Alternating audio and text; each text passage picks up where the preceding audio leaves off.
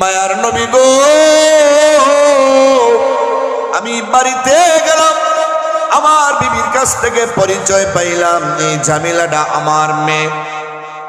আমি আর দেরি করলাম না, বিবির কাছ থেকে অন্য কথা বলে বেড়াইবার কথা বলে মেয়েটারে নিয়ে বের হয়ে গেলাম। দূর থেকে একটা কোদাল নিলাম, জিন্দা কবর দেওয়ার জন্য দূরে নিয়ে গেলাম। দূরে একটা জায়গায় নিয়ে মেয়েরে বসাইয়া আমি গর্ত খনন শুরু করে দিলাম।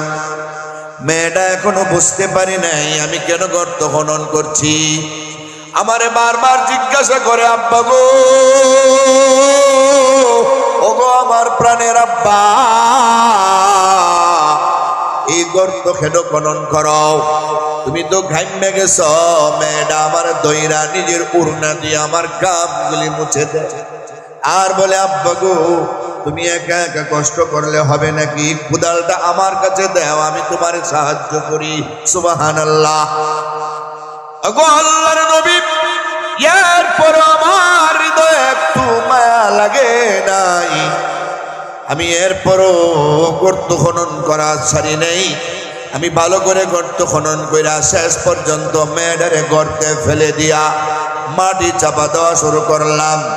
মেয়ে তক্ষণে আমার ডাক দে বলে, ওগো আমার আব্বা, আমি তোমার ঘরে জন্ম নিয়ে কি আমার অপরাধ নাকি? তুমি তো আমার জন্ম দিয়েছ, তাহলে তো জন্ম না দিলেই ভালো হতো।